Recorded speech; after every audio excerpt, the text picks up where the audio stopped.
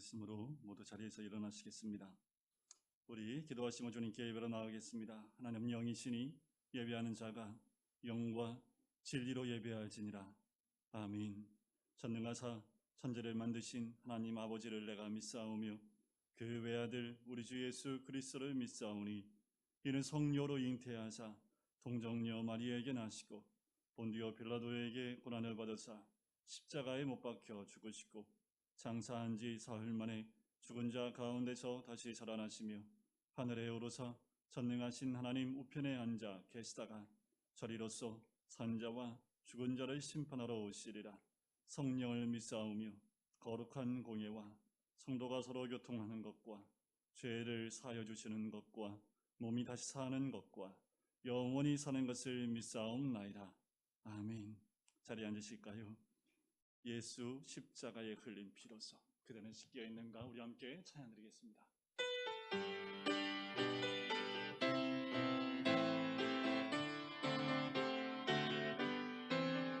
예수 십자가에 흘린 피로서 그대는 씻겨 있는가? 더러운 죄의 하는 능력에 그대는 참지 않는가? 예수의 보혈로 그대는 씻겨 있는가? 마음속에 여러 가지 죄악이 깨끗이 씻겨 있는가? 주 예수와 만나서 늘 함께 그대는 행동을 하는가? 아무 때나 어디서나 그대는 십자가 붙들고 있는가? 예수의 보혈로 그대는 씻겨 있는가? 마음속에 여러 가지 죄악이 깨끗이 씻겨 있는가? 주님 예수 다시 올 때 그대는 영접할 예복이 있는가?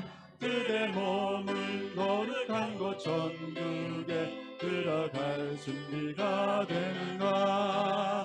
예수의 보혈로 그대는 씻겨 있는가?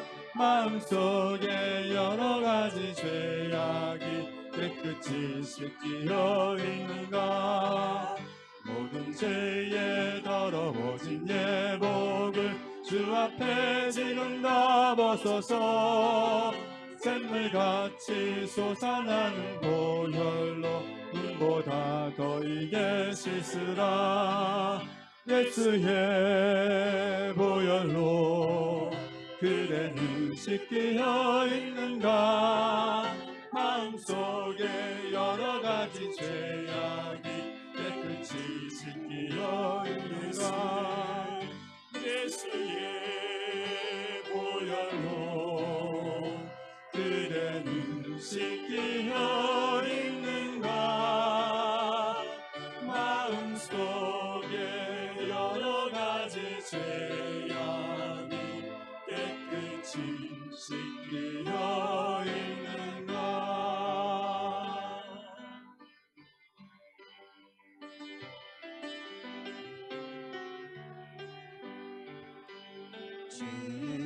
주님은 신실하고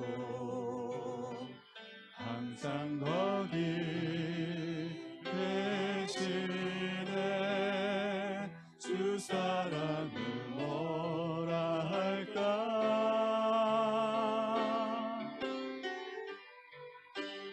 많이 내 생명보다 귀하고 주 사랑이 파도보다 더 강해요. 세월이 가고 꽃이 시들어도 주 사랑 영원해. 주님 사랑 신실해요. 주님은 신실하고 항상 거기 계시네. 주 사랑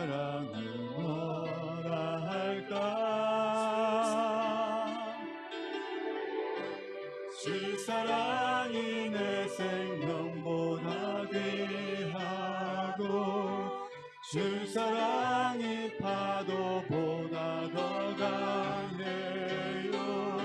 세월이 가고 꽃이 시들어도 주 사랑 영원해. 주님 사랑 신실해요. 주님이 신실하고 항상 거기 계시네. 주 사랑을 뭐라 할까. 주 사랑이 내 생명보다 귀하고 주 사랑이 파도보다 더 강해요. 세월이 가고 꽃이 시들어도 주 사랑 영원해. 주님 사랑 신실해요. 주 사랑이 내 생명보다 귀하고 주 사랑이 파도보다 더 강해요. 세월이 가고 꽃이 시들어도 주 사랑 영원해. 주님 사랑 신실해요. 주 사랑이 내 생명보다 귀하고 주 사랑이 파도보다 더 강해요. 세월이 가고 꽃이 시들어도 주 사랑 영원해. 주님 사랑 신실해요. 주님의 그 신실하신 사랑을 의지하며 우리 함께 기도할까요? 주님의 신실하시고 그 크신 사랑을 우리가 무엇으로 다 말할 수 있습니까? 다시 한번 그 사랑을 우리가 깊이 묵상하며 이곳 가운데 함께 하시는 주님, 지금도 살아서 역사하셔서 처음과 마지막이 되시며 우리의 모든 것을 주관하시고 이 땅의 모든 것을 주관하시는 주 주님, 아버지 예배를 받아주시고 우리가 주님께만 온전히 올려드릴 수 있는 복된 예배, 아버지의 예배를 통해서 오직 하나님께만 영광 올려드릴 수 있도록 아버지 우리의 심령을 다합니다. 성령의 충만함이 있는 이 시간 되게 인도해 주시고 더불어 이 땅 가운데 하나님 나라가 온전히 이루어질 수 있도록 역사해 달라고 우리 시간 같이 한 목소리를 기도하시겠습니다. 사랑해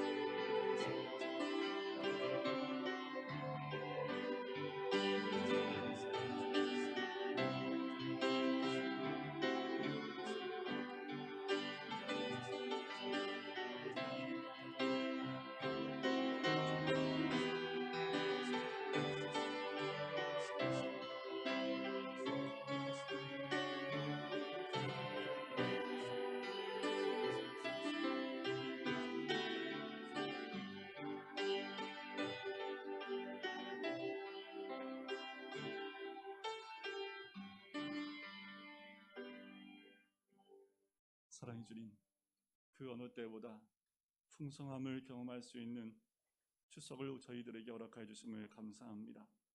힘들고 어려운 시간들을 보내고 있지만 그 가운데에도 풍성함에 대한 것을 우리가 한번 묵상하며 또한 기억할 수 있는 귀한 시절과 또한 그 날을 허락해 주심을 감사합니다.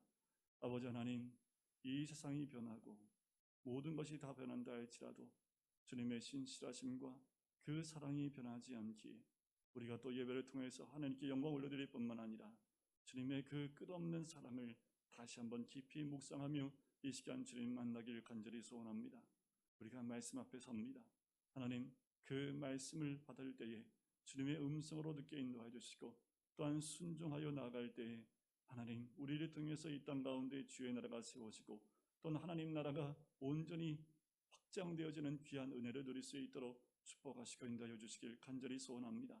하나님 무덤덤한 신앙 되지 않게 인도하여 주시고 굳어진 마음 되지 않게 인도해 주시고 내 영이 죽어가고 있음을 깨닫지 못하는 심령 되지 않기를 간절히 소원합니다.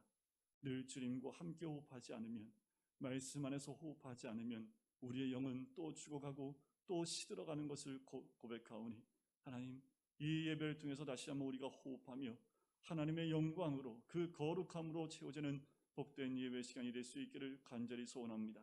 추석을 맞이해서 고향으로 내려가는 발걸음 가운데 주님 동행하여 주시고 하나님 오가는 모든 발걸음 가운데 어떤 사고도 어떠한 사건도 있지 아니하도록 주여 동행하여 주시고 아버지 우리 모든 성도님들이 가는 곳곳마다 하나님의 영광이 드러날 수 있도록 주여 축복하시고 인도하여 주시옵소서.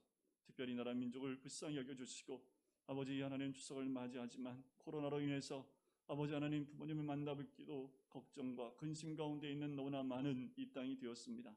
아버지 하나님 그럼에도 고향을 향하여 가는 발걸음 가운데 하나님 보호해 주시고 코로나가 전국적으로 더 이상 아버지 확산되지 아니하도록 하나님 그 모든 것을 차단시켜 주시고 막아 주시길 간절히 소원합니다. 하나님 이 나라 민족 하나님 이 땅 가운데 하나님의 뜻이 이루어지며 또한 마지막 때에 쓰임 받도록 준비되어지는 하나님의 나라가 될 수 있도록 축복하시고 인도하여 주시옵소서. 감사드리며 예수 그리스도의 이름으로 기도드립니다. 아멘.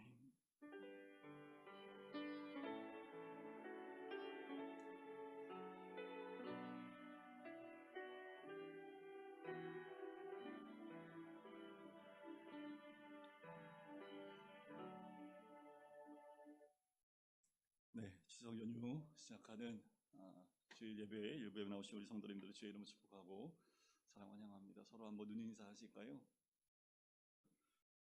네, 이게 2부도 이렇게 딱 화면을 같이 보면서 이게 하면 참 좋겠는데 2부 예배 오신 분들은 1부 예배 오신 분들 얼굴을 확인을 못하니까 서로 인사도 못하는 것 같고 좀 안타까움이 있긴 합니다. 확진자가 많이 나온다고 하는데 이게 작년에 이 시점하고 올해 이 시점하고 참 느낌이 다른 것 같아요. 뭐 확진자가 많이 나온다고 하는데 그렇게 뭐 걱정되지도 않고 그렇지도 않고 사람이 참 무덤덤해지는 것 같고 그 이유 중에 하나가 이제 코로나가 뭔지 우리가 어느 정도 이해를 하고 알기 때문에 좀 여유가 더 있는 것 아닌가라는 생각이 듭니다.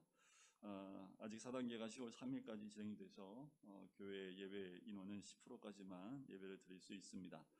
추석 명절인데 여러분들 가족과 함께 귀한 시간들을 보내실 텐데 가족 예배, 추석 가정 예배 순서지를 만들어 놨습니다.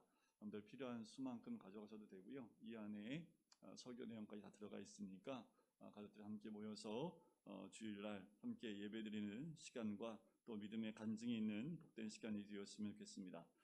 추석 연휴가 20일 수요일까지 진행이 됩니다. 그동안은 추석 연휴 동안에는 수요 성경 공부도와 새벽 예배를 쉬도록 하겠습니다. 추석 선물을 좀 준비를 했습니다. 우리 어르신들을 위해서 좀 준비를 했는데 예배 시간에는 대표로 우리 길권사님이 받으시고 나머지 분들은 나가실 때 제가 한 분 한 분 선물을 드리도록 하겠습니다. 우리 길권사님 잠깐 앞으로 나오실까요?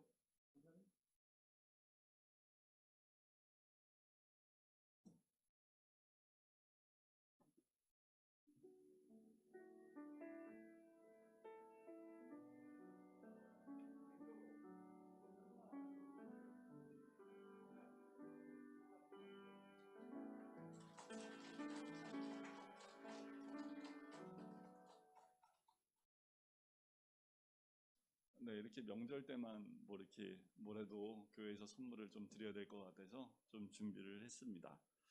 작은 건데 우리 권사님들 기쁘게 받아주시고 또 추석을 잘 보내주셨으면 좋겠습니다.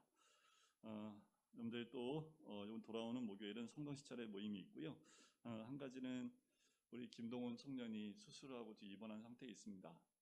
목 디스크인데 디스크를 제거하고 인공 디스크를 넣는 수술입니다. 전신 마취를 하고 수술을 했는데 감사한 거는 젊을 때 생겼기 때문에 인공 디스크를 쓸 수가 있대요. 이제 나이가 들면 인공 디스크를 쓸 수 없답니다. 근데 젊기 때문에 인공 디스크를 써도 잘 적응을 하고 또 감각 이런 것들이 들어올 수 있기 때문에 그래서 그렇게 하기로 결정을 해서 수술을 했고 지금 회복하고 있습니다.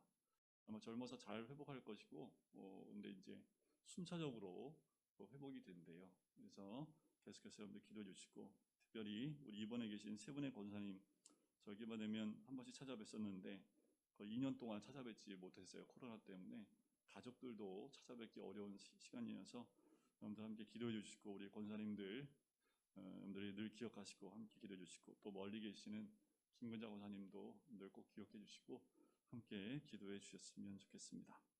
우리 말씀 함께 보도록 할까요? 함께 나눈 말씀은 로마서 13장 말씀입니다. 로마서 13장 1절부터 우리 7절까지 말씀입니다. 제가 말씀을 봉독해 드리겠습니다. 각 사람은 위에 있는 권세들에게 복종하라. 권세는 하나님으로부터 나지 않음이 없나니 모든 권세는 다 하나님께서 정하신 바라. 그러므로 권세를 거스르는 자는 하나님의 명을 거스름이니 거스르는 자들은 심판을 자취하리라. 다스리는 자들은 선한 일에 대하여 두려움이 되지 않고 악한 일에 대하여 대나니 내가 권세를 두려워하지 아니하려느냐. 선을 행하라. 그리하면 그에게 칭찬을 받으리라. 그는 하나님의 사역자가 되어 내게 선을 베푸는 자니라. 그러나 내가 악을 행하거든 두려워하라. 그가 공연히 칼을 가지지 아니하였으니 곧 하나님의 사역자가 되어 악을 행하는 자에게 진노하심을 따라 보응하는 자니라. 그러므로 복종하지 아니할 수 없으니 진노 때문에 할 것이 아니라 양심을 따라 할 것이라. 너희가 조세를 바치는 것도 이로 말미암음이라. 그들이 하나님의 일꾼이 되어 바로 이 일에 항상 힘쓰느니라. 모든 자에게 줄 것을 주되 조세를 받을 자에게 조세를 바치고 관세를 받을 자에게 관세를 바치고 두려워할 자를 두려워하며 존경할 자를 존경하라. 아멘. 우리가 11장까지의 말씀을 나누고 12장부터는 구원받은 그리스도인들은 어떻게 살아야 하는가 하는 주제로 말씀을 나눴습니다. 특별히 12장에서는요 개인적인 삶에 초점을 맞추고 있지요. 어떻게 그리스도인이 세상에서 살아야 하는가 그 원칙을 12장에서 함께 나눴습니다. 특별히 코로나 이후에 두 번째 추석을 맞이하고 있습니다. 우리가 고향을 가서 또 친척들을 만나고 이럴 때에 우리 믿는 사람들이 어떻게 살아야 되는지 그 삶을 보여줄 시간이기도 하지요. 여러분 그냥 추석이 됐기 때문에 만나는 것보다 조금 묵상해 보시고 이번에 만나는 가족들에게 또 친척들에게 참 그리스도인이 어떻게 살아가는지의 모습과 삶을 보여주는 시간이 되었으면 좋겠습니다. 오늘 본문의 13장에서는 그리스도인은 이 세상에서 사회적인 삶을 어떻게 살아가야 될지, 자 이제 13장은 사회에서 살아가는 그리스도인의 삶에 대해서 이야기를 해요. 1절에 보면 이렇게 시작합니다. 각 사람은 위에 있는 권세들에게 복종하라. 자, 그리스도인은 이 사회 속에서 어떻게 살아야 하는가? 이 말에 이렇게 시작을 하는 거지요. 위에 있는 권세에 굴복하고 순종하라는 거예요. 저도 말씀을 준비하면서 왜 하필이면 13장이 아주 유명한 위에 있는 권세에게 복종하고 순종하라는 메시지입니다. 이런 말을 들을 때마다 좀 거부할 수 있지요. 왜냐하면 좋은 지도자 그리고 함께 할 만한 지도자가 있으면 우린 목숨 걸고 그 지도자와 함께 하고 따를 겁니다. 그렇지만 권위주의로 가득 차고 지배력으로 가득한 그 독재자적인 지도자에게는 우리가 다 굴복하고 싶지 않은 마음이 당연히 있는 거지요. 그러나 본문에서는 뭐라고 얘기합니까? 내 위에 있는 권세들에게 순종하라고 말씀을 해요. 우리는 특별히 우리 민족 안에는 좀 개혁적이고 그리고 혁명적인 그런 색깔이 좀 있지요. 그래서 이 말씀을 대할 때마다 고개를 끄덕이기가 참 쉽지 않은 말씀이기도 합니다. 왜냐하면 우리가 살고 있는 이 세상에는 잘된 권세보다 잘못된 권세들로 가득 차 있기 때문에 그래요. 그러나 가만히 생각해 보면 이 말씀은 우리가 생각하는 것보다 훨씬 놀라운 깊이가 있습니다. 오늘 이 말씀 가운데 진짜 권세가 또 우리가 어떤 권세, 그렇게 순종해야 될지 그 권세의 의미를 함께 나누고자 합니다. 베드로전서 2장 18절에 보면 우리가 받아들이기 더 어려운 말씀이 있어요. 사원들아 범사에 두려워함으로 주인들에게 순종하되 선하고 관용하는 자들에게만 아니라 또한 까다로운 자들에게도 그리하라. 좋은 주인에게 순종하는 것 할 수 있죠. 그런데 떠나고 싶고 싫고 그리고 억지가 많은 사람에게 순종하라는 거예요. 내가 좋아하는 사람을 사랑하면 다 할 수 있지요. 하지만 성경에는 원수까지 사랑하라. 그것이 그리스도인의 삶이다 라고 우리에게 알려주고 있습니다. 싫은 사람을 섬기고 까다로운 사람을 섬겨라. 내 위에 있는 권세에 순종하라는 거지. 그래서 20년이 지나면서 이 말씀을 가지고 지도자 되는 사람들이 악용하는 말씀이 이 말씀입니다. 그리고 그리스도인들로 하여금 옥죄는 말씀이기도 하지요. 독재를 합리화하는 방법으로 이 성경 구절을 많이 이용하고 애용했던 사람들이 리더들 가운데 있습니다. 그럼에도 불구하고 오늘 우리는 이 말씀의 깊은 뜻을 묵상하기를 원합니다. 여러분, 권세와 질서가 무너지면 이 세상은 어떻게 될까요? 권세가 무너지는 순간, 그리고 이 땅에 질서가 무너지는 순간 모든 것이 엉망진창이 된다는 것을 우리는 알 수 있습니다. 하루아침에 아수라장이 될 거예요. 만약 우리가 살고 있는 가정의 권위나 아버지의 권위, 또 학교에서의 선생님들의 권위, 교수의 권위, 정치하는 사람들의 권위가 못마땅하다고 모두 거부해버리면 그냥 잘 될 것 같지만 더 큰 혼란에 빠질 수밖에 없는 거지. 우리는 고민하지요. 따를 만한 지도자이면 얼마나 좋겠습니까? 순종할 만한 지도자라면 얼마나 좋겠습니까? 그러나 순종할 만한 지도자가 아니라서 권세를 거부했다고 생각해 보면 이 세상은 어떻게 되겠습니까? 참 무질서하게 되겠지요. 그래서 이런 말이 있어요. 나쁜 권세는 없는 권세보다 낫다라는 말이 있습니다. 만일 지도자가 없어서 통제가 되지 않는다면 이 나라는 혼란에 빠지게 될 겁니다. 아마도 우리가 전쟁을 경험을 했기 때문에 전쟁 때에 그 권세들이 다 무너졌던 그 장소들마다 굉장히 혼란스럽고 질서가 없는 것을 우리는 보게 되지요. 그런데 가끔 이런 생각을 하지요. 저 북한이 좀 무너졌으면 좋겠다. 저 권력이 무너졌으면 좋겠다라고 생각을 하지요. 이번 주에 한 목사님과 대화를 하면서 그렇게 기도하는 것 정말 저 북한 주민들을 위한 기도일까라는 거예요. 저 권력이 한순간에 무너지면 과연 저 북한 주민들은 그 무너진 권력 가운데 보호를 받을 수 있을까라는 거예요. 오히려 권력이 무너지는 것보다 저 권력이 주님 앞에 무릎 꿇고 회개하고 돌아오기를 위해서 기도해야 된다라고 말씀하더라고요. 들어보니까 그 권세가 무너지면 또 다른 권세가 올라올 거고 그런 암투 가운데 피해를 받는 건 주민밖에 없습니다. 그러니 그 권세들이 하나님 앞에 굴복하고 돌아와서 회개하고 돌아오는 것이 가장 좋은 그리고 가장 선한 방법이라는 거지요. 그만큼 권력이 악하다 할지라도 권력이기 때문에 유지되어지는 질서가 있습니다. 이것은 영적 세계에도 마찬가지입니다. 하나님에 대한 절대 권위와 성경에 대한 절대 권위가 무너지면 우리의 믿음 송두리째 다 무너져 버립니다. 그래서요, 많은 자유주의 신학자들이 제일 먼저 무너뜨리려고 하는 것이 있는데 그게 뭐냐면 성경의 권위입니다. 성경이 하나님이 쓴 하나님의 말씀이라는 것을 인정하지 않아요.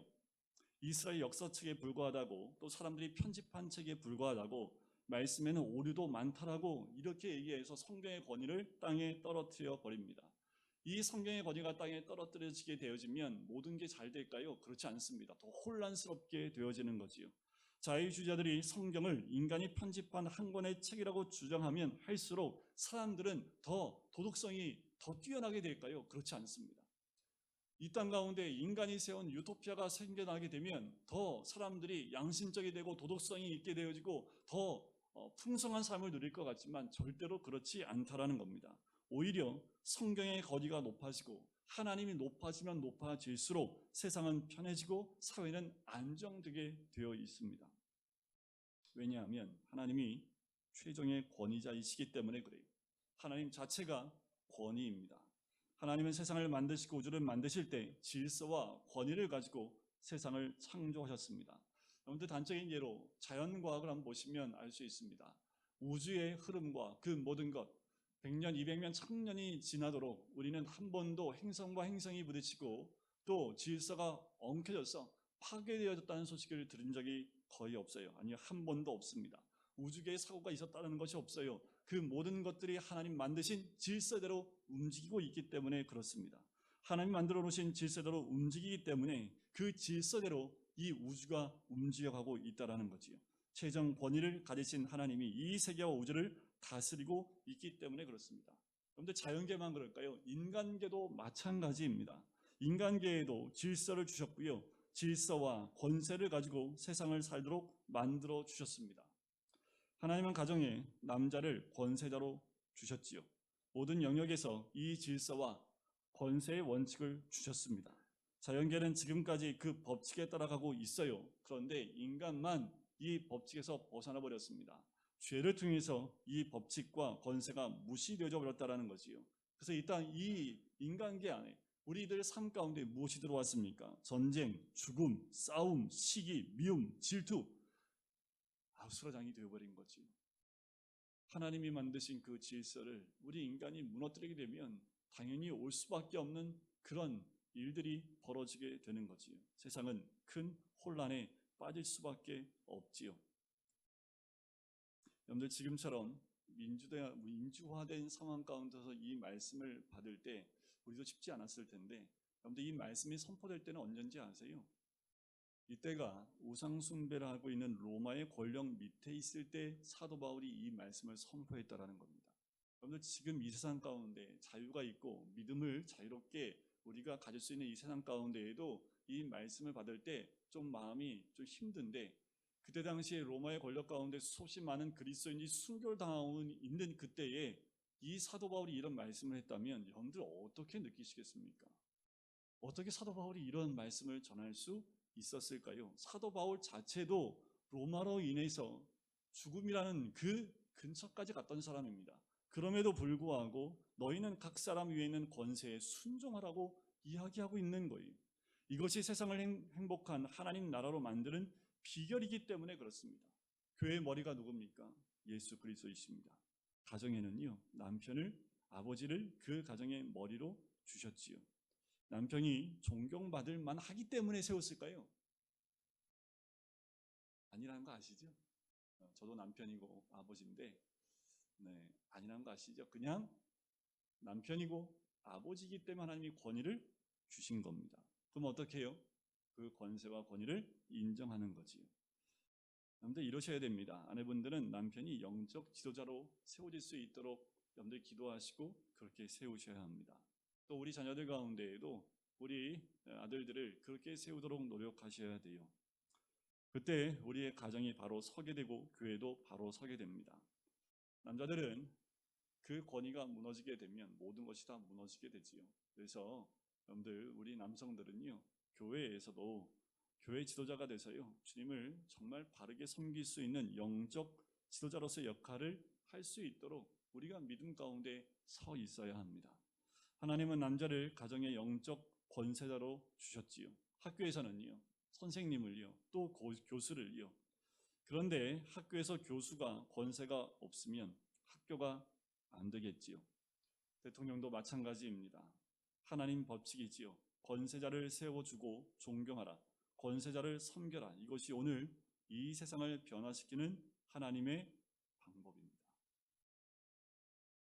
이 하나님 방법이에요. 다시 말씀드리지만 이건 제 말이 아닙니다. 사도 바울이 말씀을 선포할 때는 언제라고요? 지금 그리스도인들이 잡혀서 죽임을 당하는 때입니다. 그럼에도 불구하고 세상을 변화시키는 하나님의 방법은 그런 권세자들을 세워주고 존경하라는 거지요.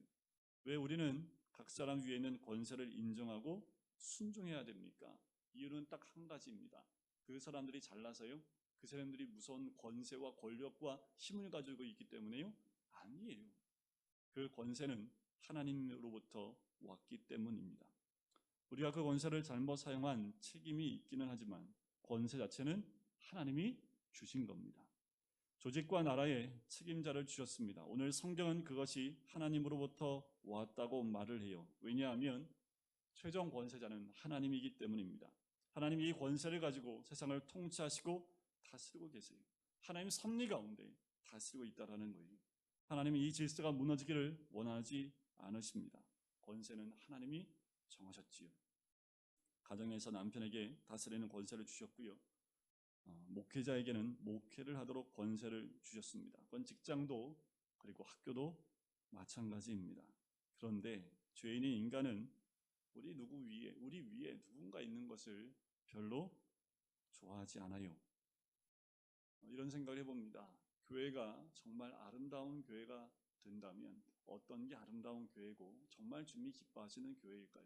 근데 생각해 보셔야 돼요. 하나님 나라가 온전히 이루어져야 될 곳이 가정이고 교회이지요. 어떻게 하면 우리 가정이 하나님 나라가 되어지고 또 우리 교회가 하나님 가정이 되어질 수 있을까요? 딱 그러면 저 인간만 없으면 돼요. 이렇게 반응하시면 안 돼요. 저 인간 때문에 안 돼요. 이게 아닙니다. 여러분, 우리가 늘 묵상하면서 사람마다 또 가정마다 다 달라요. 가정마다 하나님 나라를 이루는 방법이 다르고 교회마다 다 달라요. 하지만 교회는 교회 나름대로 하나님이 세우신 질서와 있고 법칙이 있습니다. 그 질서가 무너지는 순간 하나님 나라도 무너지게 되는 거지요. 잘 되는 것 같지만 잘 안 되는 것, 이 권세를 우리가 인정하지 않게 되면 2절을 보세요. 그러므로 권세를 거스르는 자는 하나님의 명을 거스름이니 거스르는 자들은 심판을 자취하리라. 좀 심할 정도로 기록하고 있죠. 왜 이렇게까지 사도 바울이 얘기했을까? 왜 이렇게까지 사도 바울이 강하게 얘기했을까? 위에 있는 권세를 무너뜨리는 자는 하나님의 법칙을 배반하는 자라 일 뿐만 아니라 심판을 받게 될 것이라고까지 얘기를 해요. 왜 이렇게까지 얘기했을까라는 거예요. 여러분, 사탄은 잘 알아요. 그래서 사탄이요, 두 가지를 무너뜨리려고 항상 호시탐탐 노리고 있습니다. 제일 먼저 무너뜨리려고 하는 것이 뭐냐면 가정을 공격합니다. 가정을 무너뜨려요.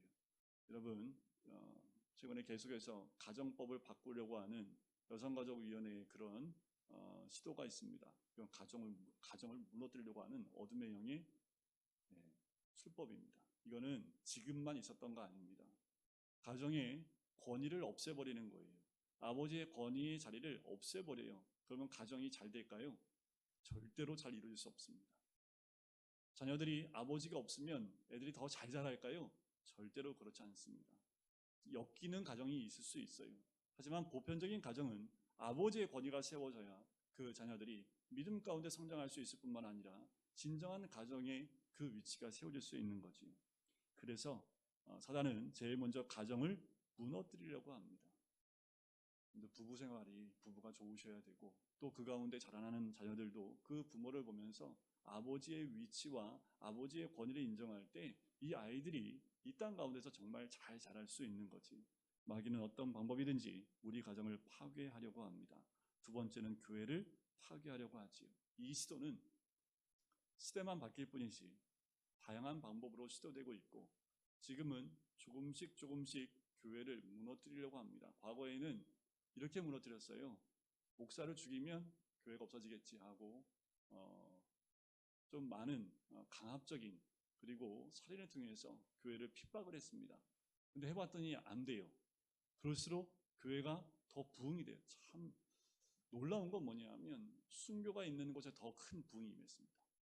그리고 핍박이 있고 박해가 있는 곳에 더 큰 하나님의 은혜가 있었다라는 거지. 그래서 안 되니까 어떻게 해요? 근간을 무너뜨리려고 합니다.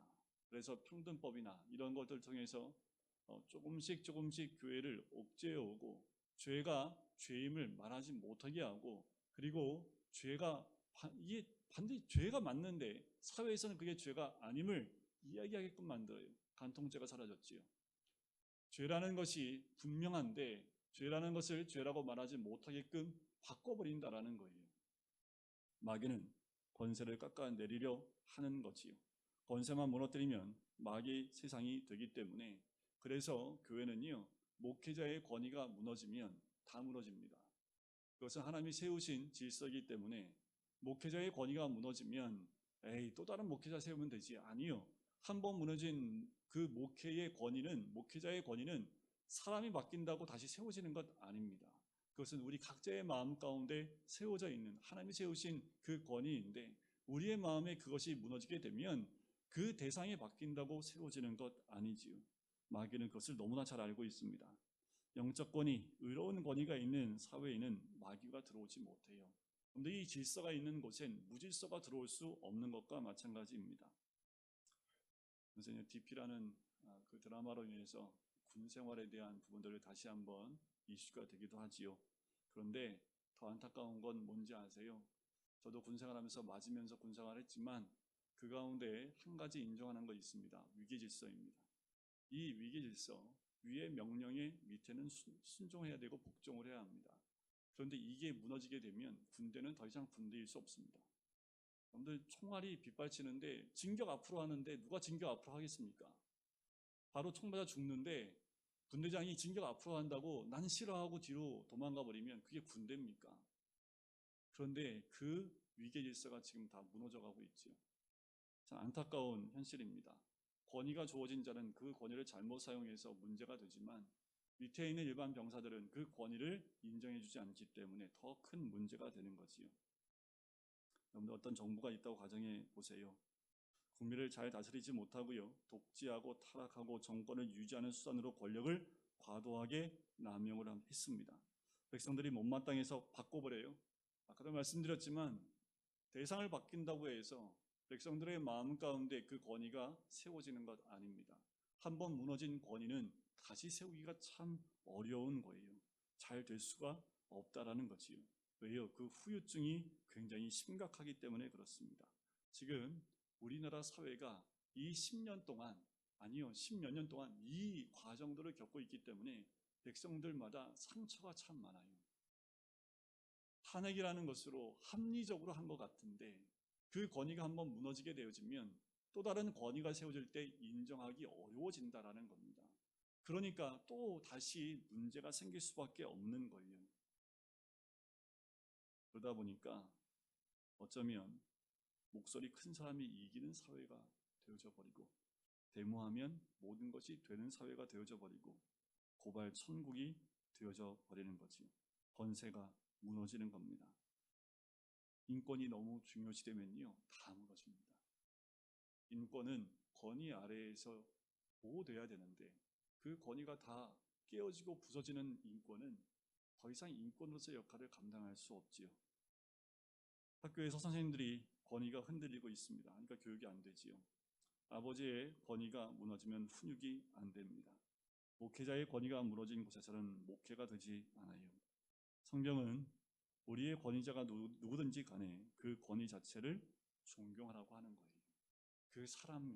그 사람이 존경받을 만한 사람이기 때문에 존경하는 것이 아니라 그 사람이 그냥 권위자이기 때문에 그 자체를 존경하라는 거지요. 그때야 조직은 하나님이 원하는 방향으로 갈 수 있습니다. 3절을 보시면 다스리는 자들은 선한 일에 대하여 두려움이 되지 않고 악한 일에 대하여 드나니 내가 권세를 두려워하지 아니하려느냐 선을 행하라 그리하면 그에게 칭찬을 받으리라. 결국 권세라는 것은 하나님께서 주신 것이라고 그랬지요. 하나님으로부터 온 겁니다. 하나님이 그렇게 만드신 거예요. 대개 그 사람이 미우면 그가 가진 권세까지 거부합니다. 권세 그 자체를 거부하면 큰일 나요. 마귀는 권위 대신에 권위주의를 만들었습니다. 근데 권위는 소중한 거지만 권위주의는 참 천한 겁니다. 인간이 권위를 가지고 있으면서 권위주의에 빠지기가 너무도 쉬워요. 이게 죄된 인간의 모습이지요. 사탄은 우리에게 두 가지 일을 합니다. 첫째는 권위를 가진 사람에게 계속 속삭여요. 근데 너무 안타까운 건 이 속삭임에 거의 100이면 100이 다 넘어간다는 거지요. 권력을 쓸 수 있고 돈이 있지 않냐? 권력을 적당히 써라. 반은 백성을 위해 쓰고 반은 너를 위해 써라. 아니요, 반도 안 쓰는 것 같아서 참 마음이 아픕니다. 권력을 유지하는데 너의 권력을 다 써라. 정보를 독점해라. 그리고 유지해라. 그리고 이것을 너의 독점으로 가져라 하면서 계속 마귀는 끊임없이 속삭입니다. 그리고 이 속삭임에 넘어가고 합리적으로 설득을 당하고 그리고 그 권력을 유지하려고 한다는 거지요. 둘째로는 권위 밑에 있는 사람들에게 사단이 이렇게 속삭입니다. 너 바보냐? 너 그렇게 당하고만 살래? 데모도 할 수 있고 촛불도 들 수 있잖아. 이건 말도 안 되잖아. 끌어내려야 돼. 저 권위는 우리가 인정할 수 없어. 사람들을 선동해야 돼. 그래서 함께 이것을 전복하고 다시 세우자라는 그 권세에 대한 냉소적인 태도를 가지게 하는 거예요. 권세 자체를 존경하거나 받들거나 또 세우기를 원하지 않는다라는 겁니다. 이렇게 함으로 사람들이 권세에 순종하지 않도록 만듭니다. 이런 말들은 설득력이 굉장히 강합니다. 듣고 있으면 당연히 그럴 수밖에 없어요. 왜요? 권세자들이 잘하고 있습니까? 잘 못하는 것들이 많지요. 그러니 설득당할 수밖에 없어요. 그렇게 사람들의 마음을 흥분시켜요. 권세에 순종하지 않도록 유도하지요. 그러면 어떻게 됩니까? 누군도 책임지지 못하고 소리만 지르는 사람, 숫자가 많은 사람이 이기는 세상이 되어져 버립니다. 그럼 더 잘 될까요? 그렇지 않다라는 겁니다. 4절을 보세요. 그는 하나님의 사역자가 되어 내게 선을 베푸는 자니라. 그러나 내가 악을 행하거든 두려워하라. 그가 공연히 칼을 가지지 아니하였으니 곧 하나님의 사역자가 되어 악을 행하는 자에게 진노하심을 따라 보응하는 자니라. 4절 말씀에 좋은 권세, 진정한 권세가 바로 세워졌을 때 하나님 나라와 통치가 이루어진다라고 말합니다. 진정한 권세는 나쁜 것을 몰아내고 좋은 것을 보호하지요. 하나님이 위임하고 기름 부어주신 겁니다. 이것이 4절에 나와 있는 좋은 권세, 진정한 권세이지요. 5절을 보면 그러므로 복종하지 아니할 수 없으니 진노 때문에 할 것이 아니라 양심을 따라 할 것이라. 우리가 굴복하지 않을 수 없습니다. 어떤 때는 싫고 마음이 어려워요. 그래도 순종하는 것은 우리가 진노를 받기 때문이 아니라 양심 때문이라는 거예요. 이 말씀이 우리에게 축복인지 모릅니다. 왜요? 우리가 진정으로 권세를 높여주고 살려줄 때 우리가 상상할 수 없는 이상의 사회가 도래한다고 말하기 때문입니다. 이 세상을 세상법으로만 지배하면 반드시 위기가 옵니다. 그러나 세상법 이전에 하나님의 법이 지배하고 양심의 법이 지배하면 이 땅에 하나님 나라가 오는 거지. 그 다음 말씀을 보면 바로 세금에 대한 문제를 얘기합니다. 그는 참 지금이나 그때나 똑같은 것 같아요. 세금 문제는 규정이 있는 법 때문에 세금을 내는 거지요. 세금을 속이지 말라는 겁니다. 규정되어 있는 대로 법대로 세금을 잘 내라는 거예요. 세금 내는 것이 축복이면 얼마나 좋을까요? 세금은 꼭 내야 한다. 그래서 백성들은 어떻게 하면 세금을 많이 낼 수 있을까 고민하는 사회. 그리고 국가는요, 어떻게 하면 국민들이 세금 좀 덜 나게 할 수 있을까 고민하며 법을 만드는 사회가 되면 참 해피하겠지요. 이런 사회가 되면 얼마나 좋아요. 근데 왜 사람들이 세금을 잘 내려고 하지 않습니까? 세금이 정당하게 쓰이지 않고 있다는 느낌을 이 연말말 되면 왜 이렇게 느끼는지 모르겠어요. 가만히 있는 거 들어 엎어가지고 괜히 또 한번 손대고 막. 지금 보시면 이상하게 9월달 10월달 되면 하지 않아도 될 것 같은데 멀쩡한데 이렇게 손을 대는 게 많아요. 뭐 물어보면 뭐 하여튼 바꿔야 된대요. 그 이유는 대충 알지요. 사회생활 하신 분들은 다 알 겁니다. 그거 안 쓰면 내년에 그 예산이 축소되기 때문에 어떻든 올해 안에 다 써버려야 되는 거지. 그러니까 그걸 보면서 참 국민들은 어때요? 세금을 정당하게 쓰면 좋은데 그렇지 않은 모습을 보기 때문에 세금을 내고 싶은 마음이 없는 거지. 근데 교회도 마찬가지 아닐까요? 우리 헌금 낸 헌금이 제대로 주님의 나라를 위해서 쓰임받고 있다면 헌금 내는 것에 대해서 아끼지 않고 헌금할 수 있겠지요. 그런데 그 헌금이 잘못 쓰인다고 생각하면 헌금 날 때 우리가 머뭇거리지 않겠습니까? 6절에 너희가 조세를 바치는 것도 이로 말미암음이라. 그들이 하나님의 일꾼이 되어 바로 이 일에 항상 힘쓰느니라. 그래요. 세금을 잘 내라고 성경은 말합니다. 7절을 보세요. 모든 자에게 줄 것을 주되 조세를 받을 자에게 조세를 바치고 권세를 받을 자에게 권세를 바치고 두려워할 자를 두려워하며 존경할 자를 존경하라라는 거예요. 제가 헌금에 대한 부분들을 교회에 대한 헌금에 대한 부분을 배울 때 이렇게 배웠습니다. 헌금은 하나님께 하는 것이 사람에게 한 것이 아니기 때문에 헌금 낸 이후에 그것이 어떻게 쓰였는지는 관여할 바 아니라는 거지. 헌금을 사람에게 저한테 준 거면 제가 잘 쓰고 있는지를 여러분들이 다 보셔야지요. 우리가 2달에 한 번씩 재집계를 합니다. 그래서 잘 쓰여지고 있다라는 것을 여러분들한테 다 공개를 하고 있죠. 헌금은 하나님께 드리는 것으로 끝나는 겁니다. 그 헌금이 어떻게 쓰였는지 쳐다보고 지켜보는 순간 문제가 생겨요. 그래서요, 돈 많은 교회들이 항상 문제가 많더라고요. 왜냐하면 그 가운데는요, 이렇게 보는 눈들이 참 많아요. 아주 작은 돈도 어떻게 쓰고 있는지 지켜보는 사람들이 많지요. 여러분, 권세에 순종하고 율법이 아니라 양심으로 하나님이 세우신 권세에 순종하기 시작하면 이런 사회가 오게 될 수밖에 없지요. 존경할 자를 존경하고 두려워할 자를 두려워하는 겁니다. 자, 두 가지 결론을 내리고 싶어요. 첫 번째는 우리 중에 권세를 사용하는 위치에 있는 사람에게 말하고 싶습니다. 여러분들 어느 사람들 위에 뭐 중간에 있든 저 위에 있든 밑에 사람들이 있는, 그리고 어느 정도 위치에 있는 사람들이 있다면 여러분들 우리에게 하나님이 권세를 주셨다고 생각하셔야 됩니다. 이 권세를 선하게 사용해야 합니다.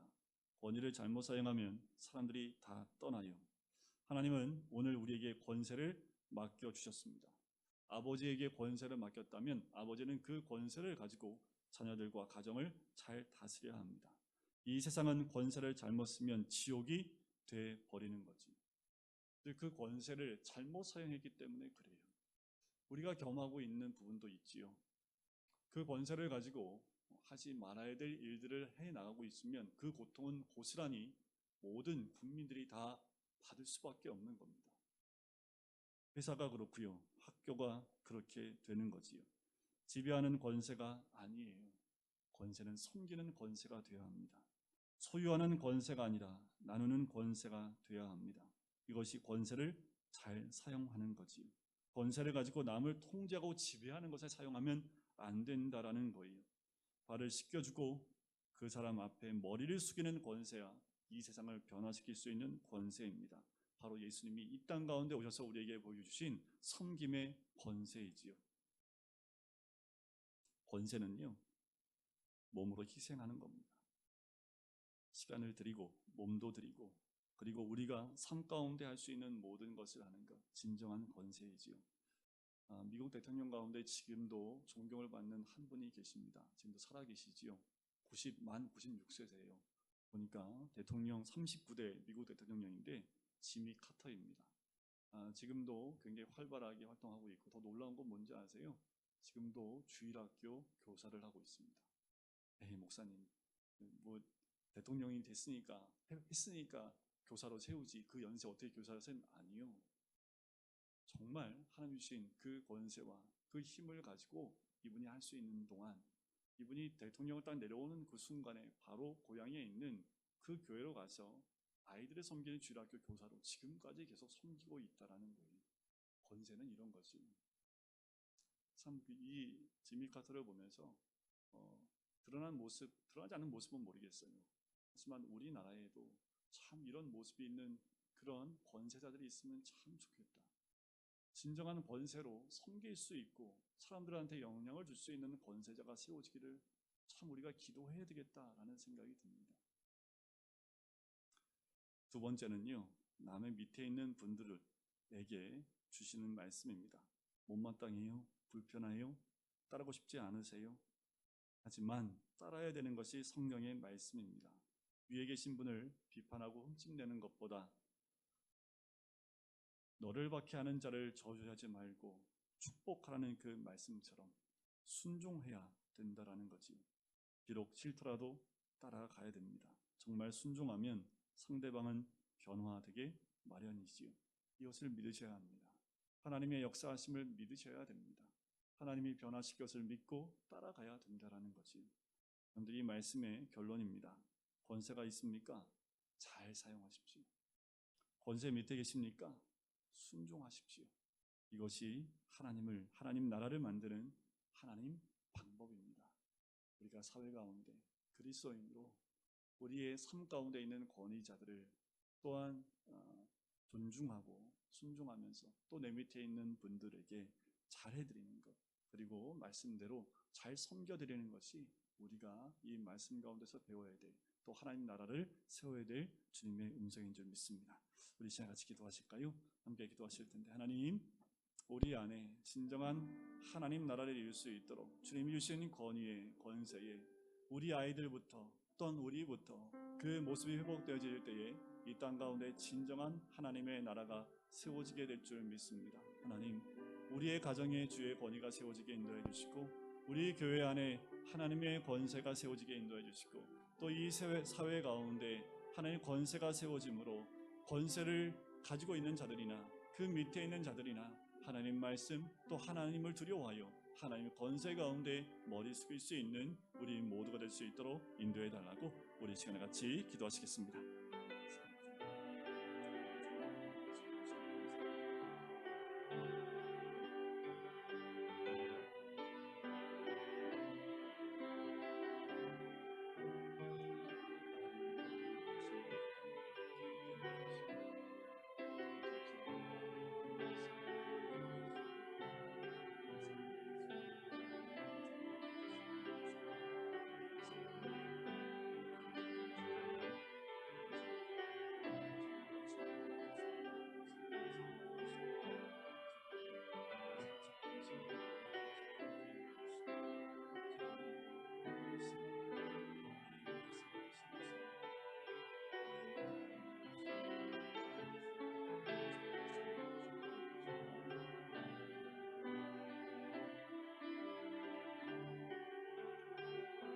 사랑의 주님, 주님 말씀을 받을 때 모든 권세는 주님으로부터 온 것임을 우리가 인정하고 그 권세를 존중하는 것이 또 하나님의 뜻인 줄 믿습니다. 아버지, 권세 있는 자나 그 권세 밑에 있는 자나 아버지 하나님 각자 있는 자리에서 하나님을 두려워하는 자의 위치로 서 있게 인도해 주시옵소서. 이 땅 가운데 특별히 가정 안에 그 하나님 나라가 온전히 세워지고 또한 교회 안에 그 하나님 나라가 온전히 세워질 때에 주의 질서가 잡히고 그 질서가 또한 가정과 교회와 이 사회를 변화시키는 하나님의 은혜가 있는 줄 믿습니다. 하나님, 우리 모든 성도님들 또한 추석을 맞이하여 각 고향으로 또한 친척들과 만나는 모든 시간들 가운데 하나님 그 권세와 또한 아버지 그 권위를 인정하는 우리 사회에 대한 그리스도의 모습을 드러내 보일 수 있는 주의 사람 될 수 있도록 축복하여 주시옵소서. 감사드리며 예수 그리스도의 이름으로 기도드립니다. 아멘. 우리 진정한 예배가 숨쉬는 교회에 우리 함께 고백하면서 우리 봉헌하며 또한 찬양하겠습니다.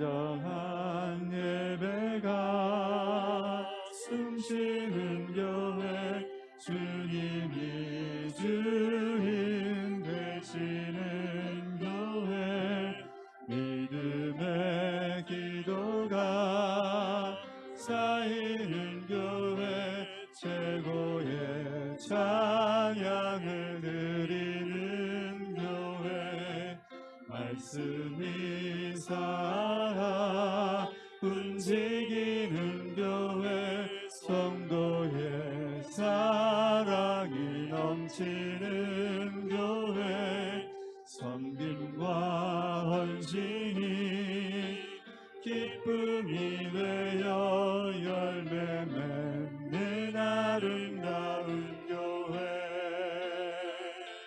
주님의 마음 닮아서 이웃을 사랑하는 교회, 주님의 영광을 위해서 빛 되신 주님 전하는 교회. 모두 자리에서 일어나실까요?